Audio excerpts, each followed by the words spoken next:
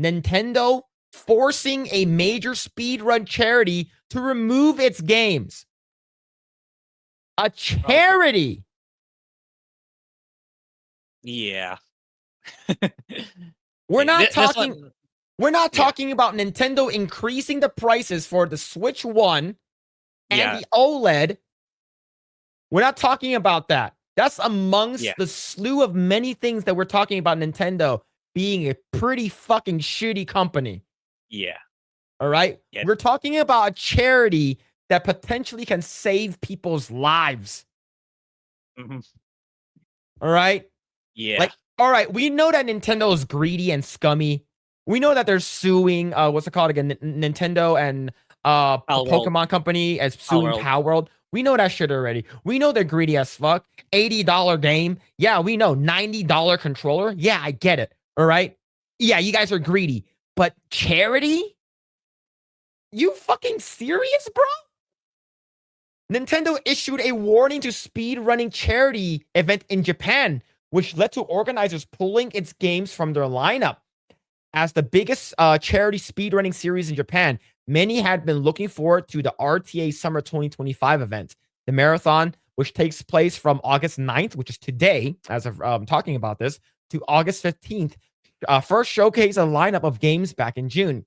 From Cuphead, Silent 2, Elder Scrolls 5 Skyrim, and many others, there are plenty of popular titles that gamers are familiar with. However, if there's one thing that's noticeable, it's the lack of Nintendo games. According to Automaton, there was no official explanation behind this at the time. However, now the event organizers have shed some light on the situation, revealing that the exclusion of Nintendo games was due to them getting a warning. Grae, imagine this charity can save little kids' lives that have cancer. And Nintendo's like, nope. Cannot do that. You're making money and we're not seeing that money. That is not allowed. How do you feel about that? Yeah, it's like that's too much already. It's you can't defend this one for sure. Like with regards to the price increase of the older systems, I have my thoughts on that too. But this one is, I don't know what to say. It's pretty scumbag move. If it's for charity, like you can just say like just make sure it's strictly for charity. Like be transparent on all the transactions or whatever. That's fine. But issuing a warning, oh, don't play our games in your charity event or else we'll sue you. It's like, that's too much, Nintendo. It's like, come on. Like, I understand you going after like piracy websites so that they can stop doing that or modifying the console, the switches to play pirated games. I get it, but this one's like, as you say, it's for a good cause where there's no personal monetary enrichment involved. Then, okay, maybe like if you're gonna, maybe they should adopt like an SOP, like how to like request for their games to be allowed for these kinds of events, but to outright issue a legal warning or a legal strike on them, that's going a bit too far. You could have like reached out to this event. Okay, you're allowed to play our games, but you need to be transparent to us. You need to follow our process so that you can play our games in your charity event. That would have been a lot better than how they went about this. Yeah, for sure. Yeah. And this is not the first time. I believe this is the major one to happen. They gone after like other charities before. They gone after things that are like super, super small. Like even like having a tournament, a small video game tournament that had to do with Smash Brothers. They went after that. Right. So on their website, they explained that they were contacted by Nintendo and were told that, quote, as a legal entity, they would have to ask for permission in advance to feature their games during an event on June 13th, 2025. Nintendo also stated that all previous streams featuring their games constitute as unauthorized use. But you bought the game. You own the game. Yeah. No, actually, you're borrowing, you're purchasing a license to play the game. Shut the fuck up, man. That's been every gamer's like the worst nightmare. All these developers are like, you actually don't own the game. You actually bought a license to play the game. That's their fucking rebuttal. Nintendo's also stated in previous featuring all the games as unauthorized use. Given that the RTA hopes to stream Nintendo games at future events, the organizers have decided to comply with the permission request and have begun negotiations with the company. Because of this, however, they explained that the game application guidelines and requirements are expected to change, though they'll provide information as soon as they have all the details. For now, fans should. Go ahead. Yeah, I was gonna say, okay, it looks based on what you've read, if I understand correctly. So they're working on it, but this Yeah. is something that you should have nailed down a long time ago. So you should they should have standardized this and not make it as painful or tedious as possible. Because it's a charity event. It's not for their personal enrichment. So it shouldn't be that hard for them to establish some SOP that's easy for these organizations to apply and then make it in time for their events. So yeah, that's how I see it. Like you should standardize it and make it, unless that organization violated somehow, but I don't this shouldn't be they shouldn't be tough as nails for this one. Yeah. They shouldn't be as hard. They're treating it like they're gonna pirate their games or they're personally enriching themselves, which is not the case. If it's a charity that has the right papers or properly registered, then it should be fine. It shouldn't be that Nintendo shouldn't scrutinize it as much. Yeah. For now, fans shouldn't expect to see games like Mario or Legend of Zelda in an upcoming event now that they opened up about Nintendo's warnings. As has been for the case for a while now, Nintendo is known to have strict guidelines regarding its games or IP. This isn't even the first time the company has led to something like this happen. Back in February 2022, Smash Brothers Bros. Was pulled from the EVO fighting tournament. Yep, I remember that. Yeah. They yeah, I pulled remember. that from that tournament, and I believe they try to bring it back, but like I don't think anyone really cared for that anymore. But yeah, Nintendo's gonna be Nintendo. They're going to be like I love the Nintendo IPs. I love their games, and I love the console. It's the people Yeah. that are running the fucking company, like Yeah. especially the legal side of it. It's like I guarantee Yeah. you, like if Reggie Fils-Aimé was still there, he wouldn't have allowed this. But this is Nintendo Japan we're talking about, not the Nintendo Yeah. of America. Remember, Reggie Fils-Aimé was the guy that made sure that the Wii Sports came with the Nintendo Wii. He Yeah. made Yeah. sure that shit happened. Yep. Now that he's Otherwise, gone, Doug Bowser, the actual Yeah. fucking you, oh man, you gotta you gotta pay $10 for that tour.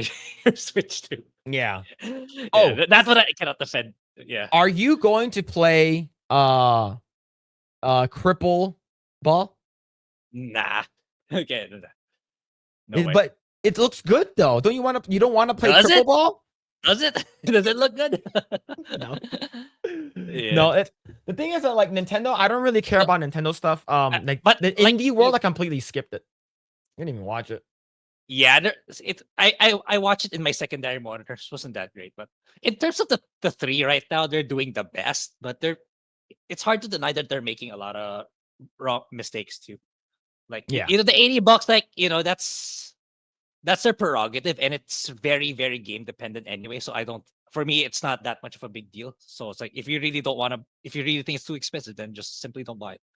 But it's like in terms of like like this one, like increasing the hardware price of the old gen. It's like my take on the old, like them increasing the prices. Like for me, it's like in the my advice, like if you're not into the Switch ecosystem yet, like you don't even have a Switch One yet, like despite what the internet says, like just save the money for the Switch 2. Like it's not worth getting a Switch anymore. Like even before the price increase, like I think that it's a better investment to just get a Switch 2, even though there's not much games in it. And you can play Switch 1 games anyway with it. So you got a huge library compared to the Switch 1 launch. All you can play is Breath of the Wild. At least in Switch 2, you can play all the old Switch 1 games and the launch of the Switch 2. So just get a Switch 2 if you haven't gotten any Switch stuff yet. And yeah, but yeah, let's just hope Nintendo improves. But for me, the best among the three, it's definitely Nintendo's doing the best, and Sony in the middle, then Microsoft 100% doing the worst. I think Xbox is kind of dead at this point. There's no way you can rebound by how much money they spent. Yep. That's how I feel. Yeah. But remember, Nintendo is not on the consumer side at all.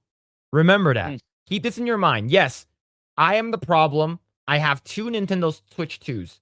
All right, Grae might be a problem as well. But the thing is that Nintendo Switch 2 is the most highest selling console of all time. Yeah, and it's like All people. time. It beat PS2. Yeah, it's like it's for me. It's especially when in the portable sense, like you want like better performance in everything. I'm not expecting it to like rival the RTX 5070. I'm not expecting that. I just wanted to play current and previous gen games, and like because like the Switch, like it's 8 or 9 years old already. Because like it's super Mhm. dated. There's so many games it can't play. I just want a better version of it, which the Switch 2 does. And for those saying like, oh, but the Steam Deck is better. Oh, the ROG Ally is better. The thing is, like, I think people are highly overestimating how much the greater audience wants a customized PC handheld. Not a lot of people want that. They just want to put their games in and let it play, which is what the Switch 2 does. And I'm pretty sure Switch 2 has a better battery life compared to those two.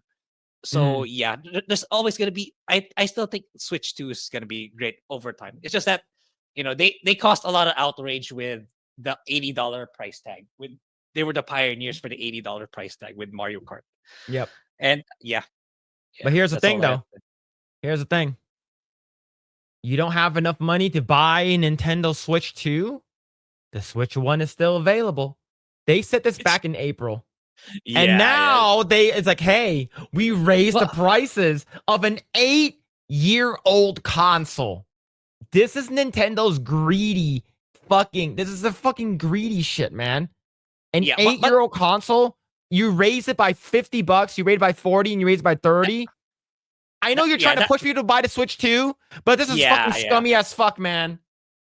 Yeah, but I watched yesterday Fritonga uploaded a new video. The retailers aren't applying these new prices. They're still The applying the old retailers don't prices. want it, but this is what Nintendo wants. Yeah, but I if saw the I saw it at Target. is it the new price or is it the old one? It was a new price. What's it called again? Genki Japan posted it, or is it Waro64? Um, one of them posted. I think it might have been Genki. He posted it, and it was removed. Like they removed the price. But the thing is that this is still pretty fucking scummy in general. Yeah. I don't know what I For me, I'm leaning because like if you're get why would you want to get the OLED at this point? Even if it's at 350. This is what I feel. It's like just add the additional 100 so that you're gonna future proof yourself. yeah. Target is applying it. It's $400. Okay, so it's updated now, apparently. Yes. Yeah. That's Yeah. crazy. Oh, regular Nintendo Switch, $340. hmm Nintendo OLED, $400. They did it. So the big box stores, they are doing it. Target, Walmart, they're probably doing it. I'm not sure about GameStop, but they're fucking doing it. Let me actually check GameStop. Yeah. GameStop, Nintendo OLED, because these are where people buy it, right? And I also check Best Buy as well. All Mhm. right, so GameStop OLED. See, how much is the new one? Uh, right now. So right now this is a refurbished one. I don't want to get a refurbished one. Okay, as of right now, it looks like GameStop is not doing it. GameStop OLED, the white one, is still 350, but Target is doing it. So this is sort of battery because a lot of people go to Target, a lot of people go to Yeah. Best Buy and Walmart, right? But yeah, see, for me, I want to like Nintendo stuff, man, but every week something comes up with these people, and it sucks. People are like, just get a Steam Deck, just get No, the no, no. ROG Ally. Yeah, I'm not on board with that. That's such a niche audience where you want someone to optimize the settings to, so that you can play the games a bit. Not a lot of people want to do that. Not a lot of casuals want to do that. Like I if think like if I the get tinkerers will want to do it, but not the yeah, but casuals won't. Yeah. that's such a small audience in my opinion compared to the global. Like people just want to plug in their game and play. Like it runs the best that it can without them tinkering anything. So yeah, but yeah, I know it's a hot take, but I'm one that's like like it's not really a good investment anymore to get the older hardware. Like if I'm not in the Switch ecosystem yet, I would save the money for a Switch 2. That's the thing. It's not because like it's gotten more expensive, but just to future proof myself. Like at least I know I'm good with this console for the next several years compared to like getting into a Switch right now, even if they stayed at the original price. Thanks for checking out this segment from the Project Eggroll podcast. Make sure to catch us live every Saturday at 7 p.m. Also, be sure to subscribe, and we will see you all there.